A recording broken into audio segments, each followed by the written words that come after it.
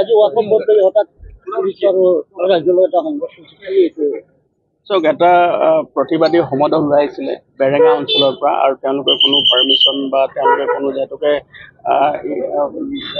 নিৰ্বাচনী আচাৰ সংহিতা লাগু হৈ আছে, গতিকে তেওঁলোকে কোনো ধৰণৰ অনুমতি নোলোৱাকৈ তেওঁলোকে এটা প্ৰতিবাদ সমদল ওলাইছিলে। আৰু গম পোৱাৰ লগে লগে আমি তাত আৰক্ষী বাহিনী তাত আহে, আমি নিজে আহোঁ, আহি তেওঁলোকক আমি ডিছপাছ কৰি দিওঁ। সেই ডিছপাছ কৰাৰ সময়তে ২-৩টা দল তেওঁলোকৰ কিছুমান দুই এটা উদণ্ড ল'ৰা আগবাঢ়ি আহি পেলাই এটা পৰিৱেশ সৃষ্টি কৰিবৰ কাৰণে তেওঁলোকে চেষ্টা কৰিছিলে।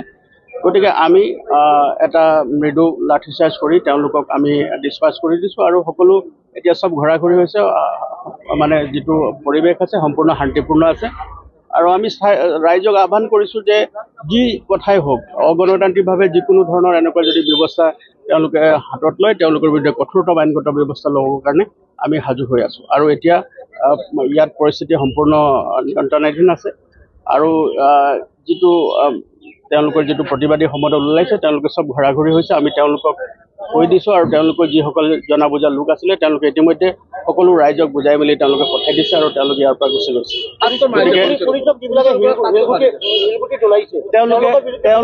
তেওঁলোকে চেষ্টা কৰিছিলে আৰু আৰক্ষী বাহিনীলৈ লক্ষ্য কৰি তেওঁলোকে শিলগুটি দলিয়াবলৈ তেওঁলোকে চেষ্টা কৰিছিলে, কিন্তু লগে লগে আমি সেই সংক্ৰান্তত ইতিমধ্যে আমি মোকৰ্দমা ৰুজু কৰিছোঁ।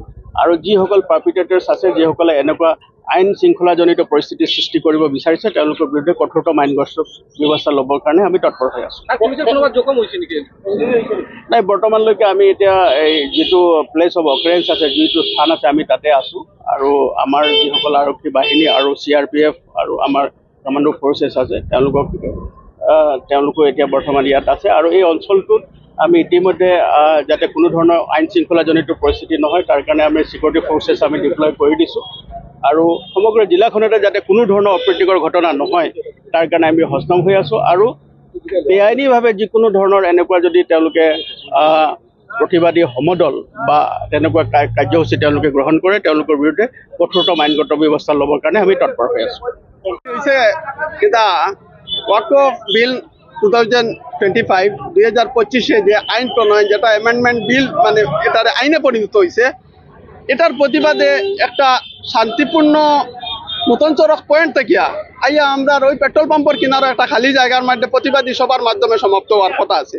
প্রথমে আমরা একটা উদ্যোগ লইছিলাম যে দরগা মসজিদ পর্যন্ত গিয়া মিছিল হইব, কিন্তু এটা হয়েছে কিনা পরে ওসি স্যারে রিকোয়েস্ট মানে তাই একটা অনুরোধ করছেন যাতে শান্তিপ্রিয়ভাবে সুশৃঙ্খল পদ্ধতি হয়। এটাও আমরা ইন্ডিয়ান পার্সোনাল ল বোর্ডের নির্দেশ মানিয়া তারা আগামী 7 জুলাই পর্যন্ত শান্তিপূর্ণ ভারতবর্ষ শান্তিপূর্ণ আন্দোলনের আহ্বান রাখছেন, এটা আমরা সমর্থন করছি।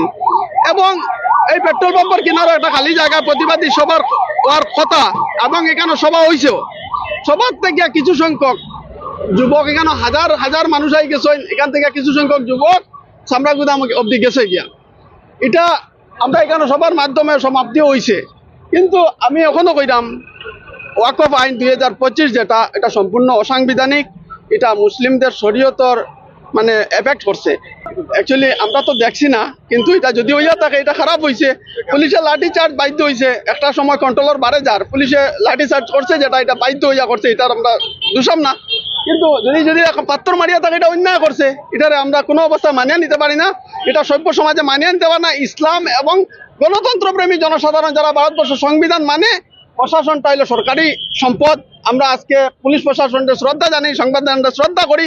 যদি এলাকান পুলিশের উপরে কেউ যদি পাত্তর মারিয়া থাকে এটা অন্যায় করছে, এটা অন্যায়ের প্রতিবাদে আমরা গর্জে উঠবো এবং এটা আমরা মানিয়ে নিতে পারবো। এখান যদি কেউ আই এভিডেন্স থাকে এলা করছে, তার এগেইনস্টে কোনো অ্যাকশন নিলে আমরা এটা খণ্ডনও করতাম না।